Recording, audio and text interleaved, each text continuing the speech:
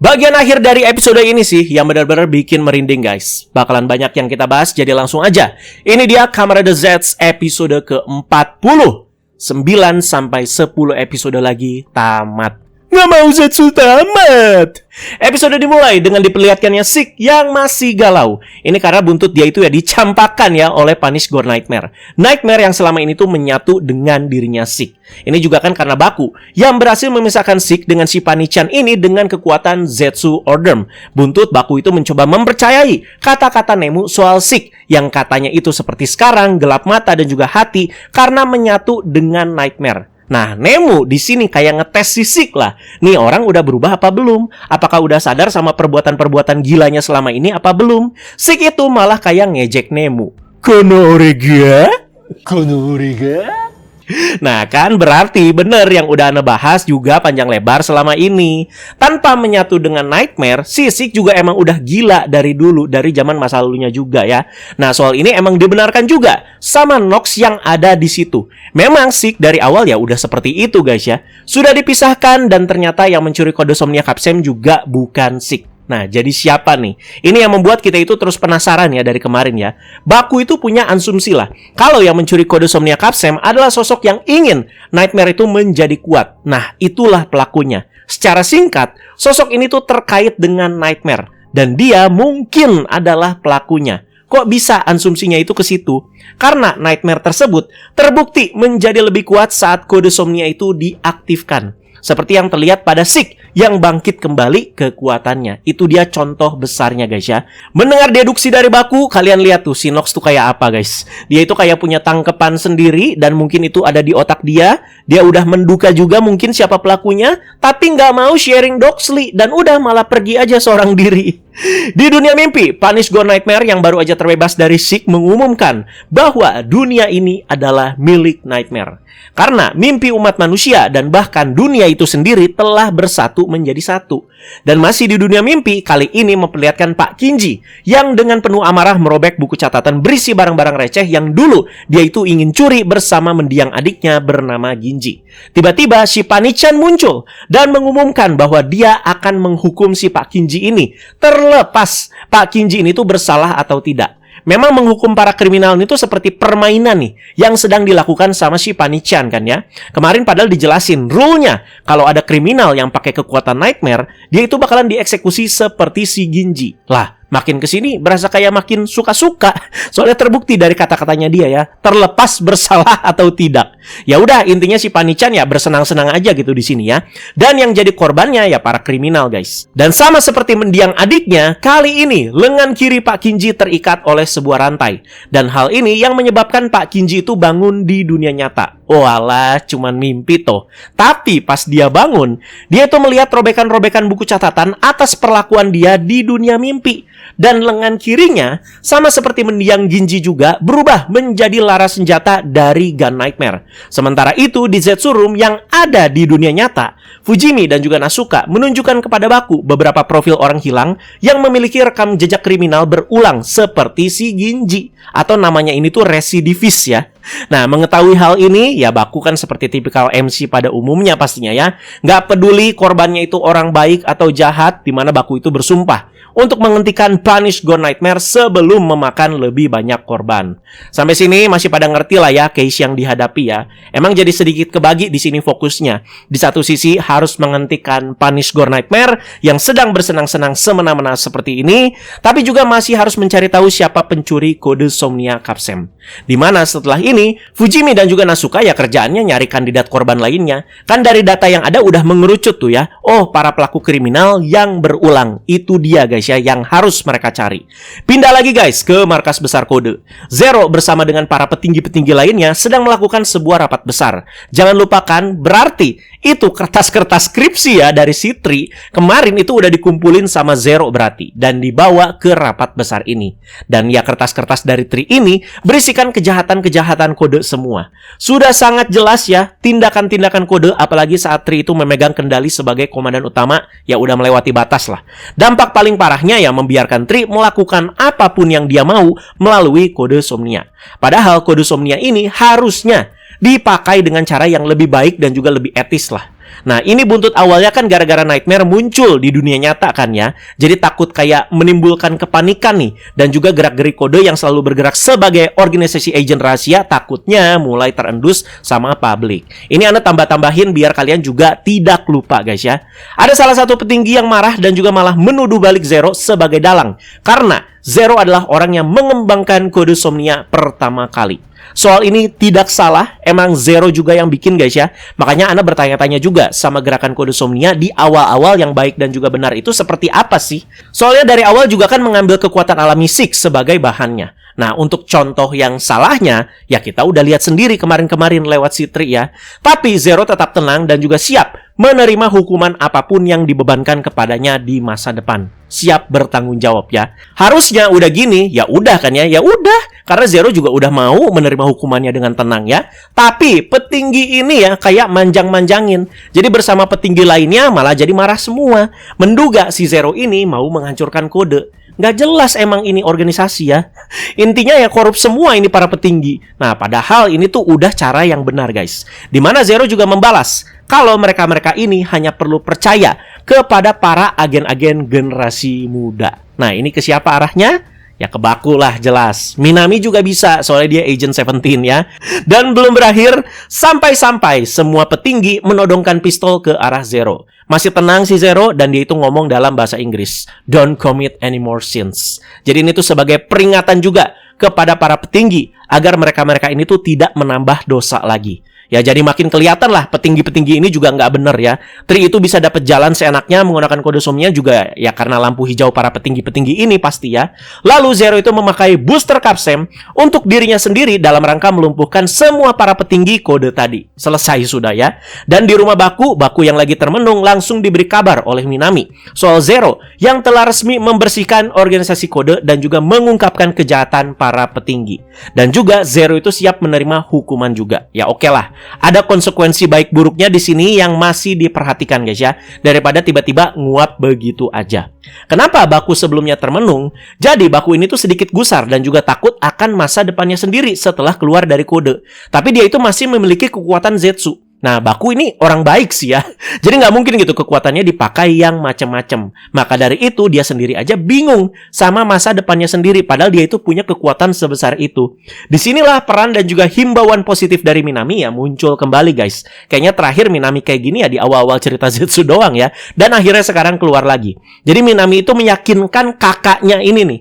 Bahwa meskipun masa depan itu tidak pasti, Baku telah mengambil keputusan yang tepat dan juga menghindari penyesalan seperti dalam prekognitif. Minami menyemangati Baku dengan mengingatkan bahwa karena Baku itu telah berhasil mewujudkan impiannya menjadi agent. Bener itu. Ya dia harusnya pasti bisa menentukan dong jalan hidupnya ke depan ya kayak gimana ya. Secara inti guys ya, Baku ini tuh udah ngelakuin hal yang bener lah.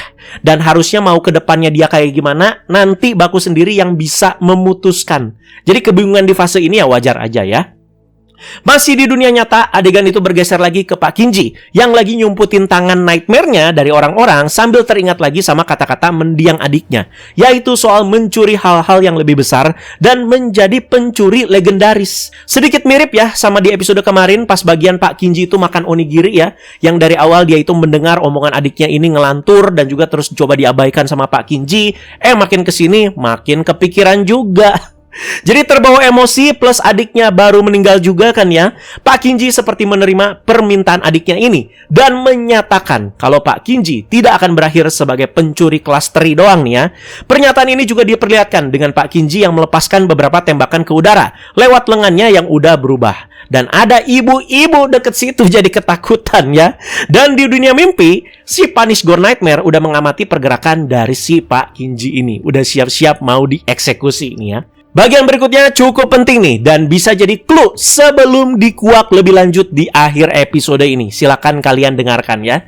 Jadi, di Zetsu Room, Sik itu masih galau dan Nemu kayak mengkritik dan juga ngejek si Sik. Udah kayak orang abis putus cinta aja lu.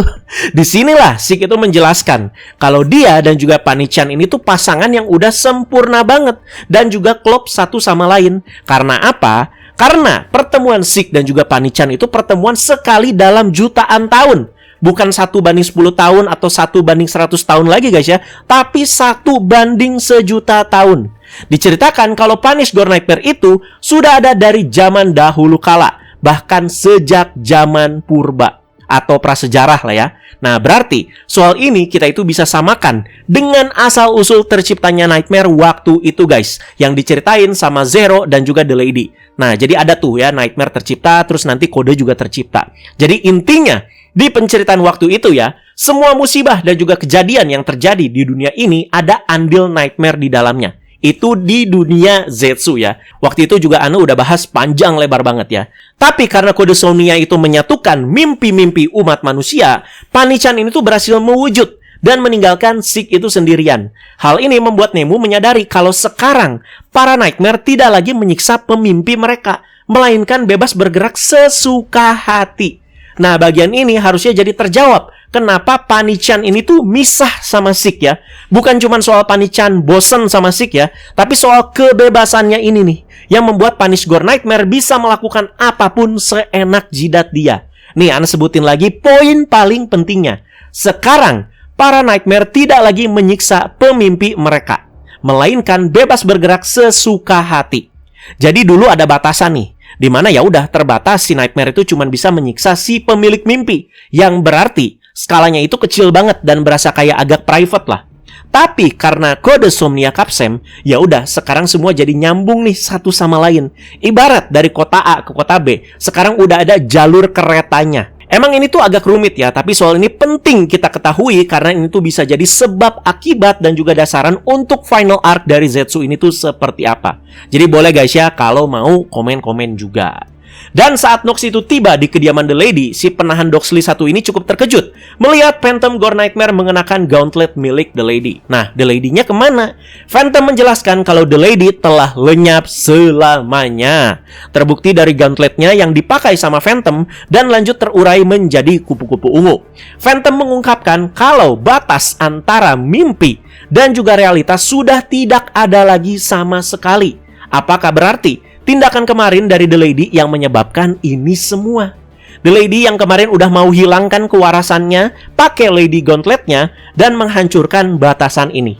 Memang gak diliatin secara jelas guys ya apa yang terjadi dengan The Lady setelah tindakannya ini di episode kemarin. Soalnya kan episodenya di-cut, langsung bersambung. Kita sebagai penonton langsung disuruh lompat melihat bagian ini. The Lady-nya udah gak ada. Memang jadi sedikit nggak berkesan ya, tapi bikin kita itu bertanya-tanya. Dan omongan Phantom ini juga seharusnya benar guys ya. Karena diperlihatkan, semua bunga yang ada di Taman Bunga The Lady, semuanya itu berubah menjadi warna putih. Sekali lagi, ini tuh untuk memperlihatkan, batas antara mimpi dan juga realitas sudah tidak ada lagi sama sekali. Plus tadi, karena kode Somnia Capsem, mimpi semua orang itu jadi terhubung. Nightmare juga bisa makin sesuka hati menguasai. Sedap ya. Sampai sini juga guys, udah dapat belum kalian? Jadi emang ini tuh eksekusi untuk ngebuka semua biang masalahnya. Berhubung udah final arc, ibarat balapan kuda ya, lu lepasin aja tuh semua kudanya ya. Jadi mereka itu tujuannya jelas mau bikin konfliknya ke skala yang lebih besar dan melibatkan keselamatan dunia juga ujung-ujungnya ya. Dan sorry ya, mungkin yang nonton yang ngasal-ngasalan ya akan sedikit bingung, ini kenapa, itu kenapa, nyimeng nih. Nah makanya ada bahasan ini guys ya untuk menjelaskan semuanya kenapa begini, kenapa begitu dari A sampai Z. Emang dari segi kerapihannya ini agak bermasalah ya. Di sini sampai Anda juga jujur nih ya, ngerangkumnya agak kewalahan. Nontonnya sedikit gak enak gitu dan baru dapat poinnya ketika Anda itu nge-script sebelum syuting seperti ini. Lanjut ya, di dunia nyata Pak Kinji udah beraksi nih, di mana dia itu menyerang ibu-ibu kaya raya di sebuah rumah besar dengan tujuan mau nyolong mobilnya. Rumah ini sering banget dipakai syuting tokusatsu ya. Disamperin sama Fujimi, Nasuka, dan juga Baku tentunya. Awalnya ada usaha meyakinkan nih dari Nasuka terlebih dahulu. Soalnya Nasuka yang di kepolisian itu ya tahu jejak kriminal si Pak Kinji ini. Dan Nasuka tahu, selama Pak Kinji melakukan tindakan kriminal, Pak Kinji nggak pernah melukai siapapun. Dan barang-barang yang dicuri juga barang-barang receh ya. Nggak ngaruh, di sini Baku yang maju dengan bacot no jutsunya. Dimana sebelumnya dia itu teringat lagi dengan kata-kata Nemu sebelum Baku itu menghadapi Sick. Dimana Nemu itu percaya kalau seseorang itu bisa berubah hatinya menjadi lebih baik. Nah, itulah yang mau coba diterapkan sama Baku di sini. Dan di sini jadi berlanjut. Baku yang seperti menceramahi Pak Kinji kalau belum terlambat untuk Pak Kinji ini tuh bertobat. Baku memperingatkan kalau Pak Kinji melukai seseorang, dia akan berubah menjadi monster dan kehilangan kemanusiaannya. Jadi lanjut ditanya nih sama Pak Kinji, apa mimpinya Baku? Di mana Baku menjawab, impiannya adalah membasmi kejahatan karena orang-orang licik yang selalu merusak rencana orang baik. Dan Baku ingin membuat mimpi orang-orang sedikit lebih baik sebagai agen rahasia. Nah, walaupun bagian ini sedikit jenuh ya, tapi apa mungkin bagian ini tuh yang membuat kita angkat topi sedikit lah. Karena Baku di dunia nyata yang dulunya sebegitu pengecutnya, tapi karena development yang udah dia lalui sejauh ini di cerita Zetsu, dia itu bisa berani bertindak seperti ini. Nah, gimana menurut kalian? Sedangkan Pak Kinji impiannya apa? Ya pengen jadi pencuri legendaris. Dan langsung nembak Baku pas di bagian vitalnya ya. Jadi Baku yang langsung tidak sadarkan diri, memaksa dia itu masuk ke dalam alam bawah sadarnya karena kehilangan banyak darah. Kasihan amat ini si Baku ya. Berapa kali ketembak dia di seri ini? Cukup banyak loh ya, jadi silakan kalau kalian mau hitung satu-satu. Baku otomatis masuk ke Zetsu Room, dimana ketika baru tiba, ya dia itu versi dunia mimpi ini juga ikut ketembak dan gak sempat sedetik pun untuk menghindar. Dimana Nemu itu langsung ngebantu, memberikan pertolongan pertama ke Baku. Komentar Sik agak ngeselin di sini. Justru skenario ini tuh menguntungkan Nemu. Jika Punish itu mengeksekusi para penjahat seperti sekarang yang dia lakukan ya, dunia itu akan berkurang satu demi satu para penjahatnya, dan semua orang itu akan bahagia sesuai keinginan Nemu. Karena sekali lagi si Panichan ini kan cuma ngebasmi para kriminal guys ya. Sebenarnya masuk akal juga. Tapi Nemu itu kayak menyanggah lah dengan tegas bahwa meski kejahatan itu buruk, tidak ada seorang pun di dunia ini yang kehadirannya lebih baik ditiadakan. Berbuntut ke keyakinan Nemu yang masih konsisten meyakini semua orang itu bisa berubah menjadi lebih baik, termasuk Pak Kinji dan juga Sik yang lagi ngobrol sama dia nih. Masih ya si Nemu seperti ini. Tuh lihat, Baku kena tembak gara-gara apa? Ya walau nggak salah juga sih guys ya, tetap percaya seperti itu. Cuman lama-lama ya sebel juga ya, jenuh juga gitu. Dan bagian ngobatinnya agak gimana gitu guys ya, agak ambigu, terus agak gaje juga sih menurut Ana ya. Gila aja itu Baku udah ketembak di bagian yang vital masih bisa ngebacot dan juga masih bisa ngomong. Nggak kerasa banget gitu sekaratnya ya. Dan udah diobatin langsung bisa beraksi pula. Di mana Baku itu langsung cabut mengendarai Zero Rider menuju lokasi dari Punish Gore Nightmare berada. Tujuannya ya jelas buat menghentikan Punish Show yang kejam ini. Di dunia nyata setelah Pak Kinji menembak Baku, dia itu berubah sepenuhnya menjadi Gun Nightmare. Nah ini dilihat nih sama si Punish Gore Nightmare, karena kan dari tadi udah merhatiin si Pak Kinji juga ini si Panichan ya. Dan si Panichan mau langsung eksekusi. Bersalah kamu. Tapi syukur Baku itu datang tepat waktu untuk menghentikan tindakan dari Panichan ini. Nox juga datang untuk membantu Baku melawan Punish Gore Nightmare. Katanya Baku itu nggak bisa kalau seorang diri menghadapi si Nightmare yang sekelas Gore Nightmare ini. Ya, dan ini dia team up yang sudah kita tunggu-tunggu sepanjang seri. Primary Rider dan juga Secondary Rider kita bekerja sama dengan final form mereka masing-masing. Kamen Rider Zetsu Extreme dan juga Nox Midnight Shadow. Kita langsung bahas ke bagian-bagian menariknya ya di pertarungan ini. Seperti di awal fight ya, Breakam Buster milik Nox dan juga Breakam Zetsu milik Zetsu bisa langsung dilenyapkan dengan mudahnya sama si Panichan. Mengerikan banget ya. Terus jadinya Zetsu itu pakai Inazuma Blaster dan saat ditembak Nox-nya itu hilang jadi bayangan dan muncul di belakang ya, nonjok si Panis tapi ya kagak ngefek. Tapi bagian itu asli keren guys ya. Malah dengan kekuatan si Panis, Zetsu dan Nox itu langsung diseret gitu ya ke domainnya yang banyak rantai udah kayak tempat eksekusi. Langsung di sini Zetsu dan Nox itu dirantai dan dikasih death penalty atau hukuman mati. Dimana udah dirantai barengan, mau digeprek itu pakai Iron Maiden-nya si Panis. Ini kayak Rider Kick-nya si Dawn ya, dimana ada Iron Maiden kayak begini. Terlihat Zetsu dan Nox itu kena telak dan bahkan Punish Gore Nightmare mengira Zetsu dan Nox udah mati di sini gara-gara kegeprek si Iron Maiden ini. Ternyata Baku itu sudah mengaktifkan kemampuan ekstrim yang bisa mengubah realitas di sini. Nah, gini dong ya. Pokoknya Ana mau tiap ekstrim beraksi harus ada bagian kayak begini ya. Memanfaatkan kemampuannya ya. Jadi jangan gebak-gebuk doang. Dan ini dia bagian penutup fight-nya yang Ana suka banget.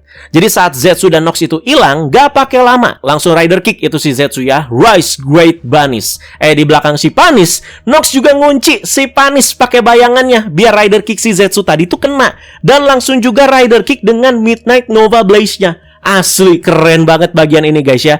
Jadi inget Kabuto sama Gatak kalau Rider Kick bareng. Jadi depan kena, belakang juga kena. Dan Punish Gore Nightmare kalah. Yes, kalah. Dengan kekalahan Panichan, Pak Kinji kembali menjadi manusia lagi dan langsung ditangkap deh sama Fujimi dan juga Nasuka.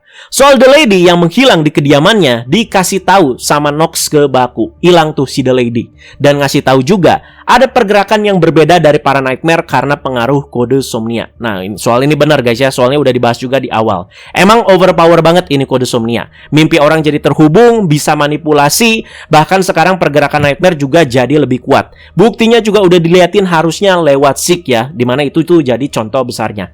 Nah, tiba-tiba bulan merah yang ada di dunia mimpi kembali berputar. Udah jelas dari kemarin ya, ini adalah tanda ada yang sedang mengaktifkan kekuatan dari kode Somnia Capsem. Dan karena ada yang menggunakannya, Punish Gore Nightmare jadi hidup kembali. Nah, ini dia buktinya lagi guys ya.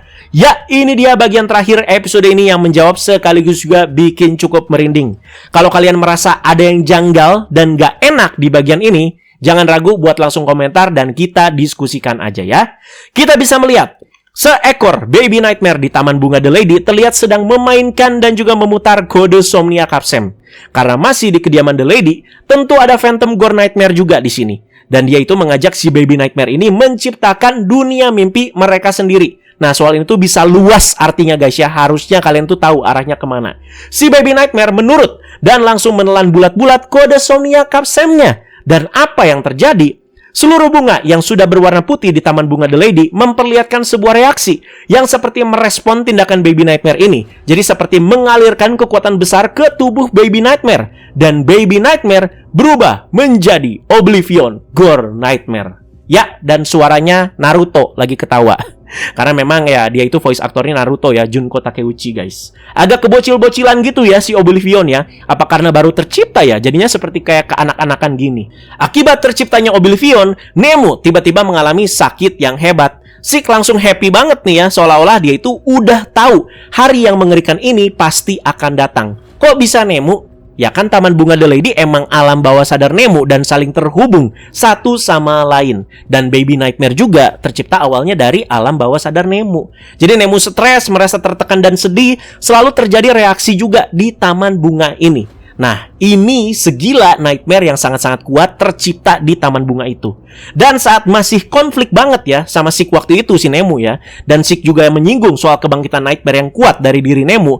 Apakah maksudnya si Oblivion ini guys ya. Jadi boleh mundur lagi ke episode sebelum X-Dream debut ya, dimana itu emang jadi tujuannya Seek nyulik si Nemu. Tadinya Anda berpikir, wah Seek ini punya tujuan ke situ karena dia waktu itu masih dalam mode bersatu dengan Punish Gore Nightmare. Sehingga ada dorongan dari Gore Nightmare-nya untuk membangkitkan sekutunya. Nah, yaitu si Punish Gore Nightmare lebih tepatnya yang punya tujuan seperti itu. Tapi nyatanya Panichan udah lepas, Seek juga tetap excited ngelihat Nemu kesakitan dan kebangkitan Oblivion. Itu dia guys. Bagian akhir nih ya, yang bikin bener-bener merinding. Episode berakhir ketika Phantom dan juga Oblivion yang tampak riang gembira pergi menuju domain mereka sendiri-sendiri ya.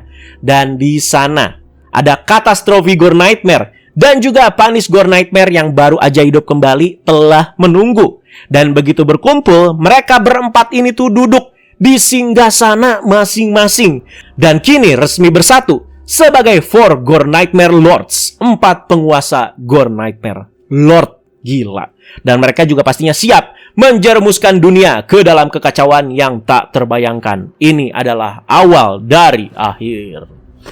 Bagian akhir ini seakan menjadi penegasan ya untuk bagian akhir cerita Zetsu. Ya ini dia, awal dari akhir guys. Ini dia yang harus dihadapi sama para protagonis kita, keempat Gore Nightmare. Pas mereka duduk di singgasana dan lingkungannya sih yang bikin merinding guys ya. Udah kayak apa gitu, subspace yang entah ada di mana gitu guys ya. Dan bulan merahnya banyak dan juga kayak bercermin-cermin gitu. Ya bagian itu green screen sih, tapi rapih kok. Dan berhasil bikin merinding guys ya. Anda jadi inget game Clair Obscure tuh. Agak-agak kayak gitu ya. Tapi penegasannya itu tuh yang bikin merinding. Sangat jelas mengkonfirmasi kalau ini keempat last bossnya. Nah, kode Somnia Capsem-nya gimana? Ya kan udah dimakan sama si Baby Nightmare. Kalau nggak dimakan ya nggak akan jadi Oblivion. Yang berarti kode Somnia Capsem ya memang terkandung kekuatan segila itu. Sehingga Nightmare yang kayak mengkonsumsi itu langsung jadi Oblivion. Ngomongin Oblivion sebagai bayi yang baru lahir dalam tanda kutip, dibandingkan Catastrophe, Punish, dan juga Phantom, Oblivion juga kita lihat memiliki pembawaan yang selalu ceria dan juga suka cekikikan lah. Nah, biasanya yang kayak gini bahaya guys. Karena tentu dia itu punya sifat destruktif yang polos dan juga alami banget. Dan sadisnya tuh bisa aja jauh lebih berbahaya dibandingkan para Gore Nightmare lainnya. Katanya sih si Oblivion ini yang akan jadi lawan terakhirnya. Dari kemarin kan rumornya seperti itu. Jadi melihat penerapan seperti ini ya masih sangat mungkin juga. Kalau menurut Ane ya, si Oblivion ini bakalan berevolusi lagi menjadi lebih kuat. Karena ya itu guys ya, keanak-anakannya itu. Menyambung sama akhir episode ini ya, minggu depan saga akhir benar-benar akan dimulai dari katastrofi Gore Nightmare dulu yang bakalan beraksi dan membuat kekacauan. Sisa 9 sampai 10 episode lagi. Semoga eksekusinya semakin matang, tidak banyak bagian yang bikin bertele-tele juga. Udah Yuya, tolong fokus aja udah ke final arc-nya ini ya. Dan menurut Ana not too bad juga sih ini arc menuju ke sininya ya. Cuman emang agak rumit dan kurang rapi aja. Sudah Ana bahas lengkap episode kali ini. Semoga kalian juga ya bisa semakin mendapatkan poin-poinnya. Kalau Ana itu baru dapat maksud-maksudnya itu dan juga poin-poinnya ya pas nge-script, bukan pas nonton. Ana juga jujur seperti itu guys ya. Moga kalian juga titik dapatnya ya pas nonton pembahasan ini guys. Ana bakalan siap mati-matian buat bahas sisa episodenya sampai tamat ya. Jadi pastikan kalian nonton terus dan juga diskusi terus. Terima kasih banyak sekali lagi yang sudah menonton episode ini. Diskusi di kolom komentar bawah mengenai episode kali ini. Akhirnya 4 Gore Nightmare keluar. Serem pak, serem.